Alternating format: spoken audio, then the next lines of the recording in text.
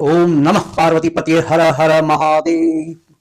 आज हम क्लास 9 का जो एनसीईआरटी की जो बुक है उसका एक्सरसाइज 11.3 का क्वेश्चन नंबर 7 और 8 दोनों डील करेंगे। अभी कहता है सेवेंथ में जो a right angle ABC with sides 5 centimetre 12 centimetre 13 centimetre is revolved about the side 12 cm, find the volume of the solid so obtained.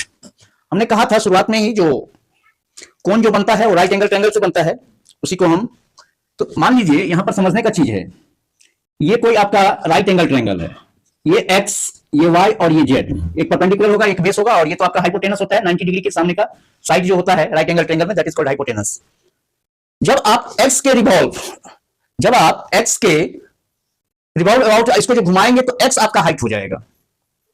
ये जो इसका परपेंडिकुलर है तो इसके शागिर्द आप चारों तरफ अगर इसको घुमाएंगे तो ये हाइट का काम करेगा और वाई जो है सो आपका रेडियस का काम करेगा। अगर आप suppose that it is ABC है तो अगर आप रिवॉल्व अबाउट एबी, जब आप रिवॉल्व अबाउट एबी कीजिएगा तो कोण जो कोण बनेगा उसमें एच आपका एक्स हो जाएगा और रेडियस जो है एच मतलब हाइट जो है सो आपका एक्स हो जाएगा और रेडियस आर हो जाएगा।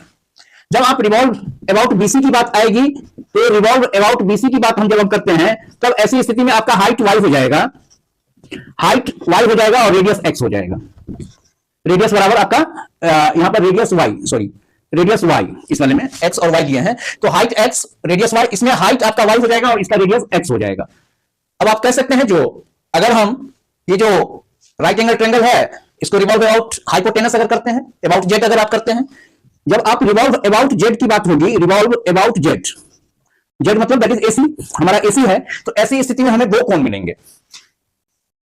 इस हिसाब से आप हाइपोटेनस ही बड़ी भुजा है ना, इस हिसाब से यहां पर आपका दो कोण मिलेगा। एक कोण ये होगा इधर वाला पार्ट, मतलब दैट इज एबीसी अगर हम लें और इसको हम डी कर दें तो एक एबीसी से आपको कोण मिलेगा और दूसरा कोण मिलेगा एडीसी से, एक एबीसी से और एक एडीसी से। तो ये जो है हाइपोटेनस वाला वो अभी नहीं है, क्लास 10th में हो सकता है, लेकिन ये दोनों जो है ये आपकी क्लास 9th का चीज है। तो याद रखिएगा जो जिसके रिवॉल्व अबाउट परपेंडिकुलर तो परपेंडिकुलर, बेस तो बेस, जिसके रिवॉल्व अबाउट की बात करेगी क्वेश्चन में रहेगा वो आपका हाइट हो जाएगा और दूसरा जो है यहां पर जो 90 डिग्री है तो 90 डिग्री से सटा साइड दूसरा जो होगा वो आपका रेडियस बन जाएगा। अब आइए क्वेश्चन 7। तो क्वेश्चन 7 में यही है 5, 12 और 13। हाइपोटेनस सबसे बड़ी साइड होती है, लॉन्गेस्ट साइड होती है राइट एंगल ट्रायंगल में। तो कहता है रिवॉल्व अबाउट साइड 12 सेंटीमीटर, तो आपका एच हो गया 12 सेंटीमीटर तो आर हो जाएगा 5 सेंटीमीटर। इसके बाद कहता है ऐसी स्थिति में आप वॉल्यूम निकालिए, तो वॉल्यूम तो आप जानते हैं, volume of the cone equal to 1/3 pi are square h, therefore it is 1/3 pi r कितना है आपका 5 इंटू एच 12, 3 से काट दीजिए तो इट इज 100, 25 चुका 100, 100 पाई सेंटीमीटर क्यूब। क्वेश्चन 8 हो गया, बस इतना ही था। कहता है if the triangle ABC in the question 7 above is revolved about the side 5 cm, then find the volume of the solid so obtained. Find also the ratio of the volume of the two solids obtained in question 7 and 8. अब कहता है जो 5 centimetre वाला जो side है इसके revolve about की बात हो रही है, तो ऐसी स्थिति में आपका h कितना हो जाएगा 5 centimetre.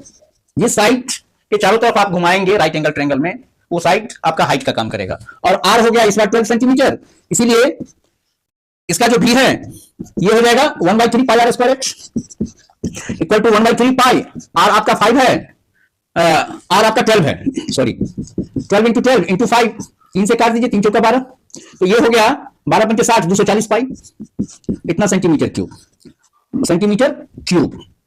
cm to the power 3। ठीक है, 12 पंचे 60 चौका 240 पाई।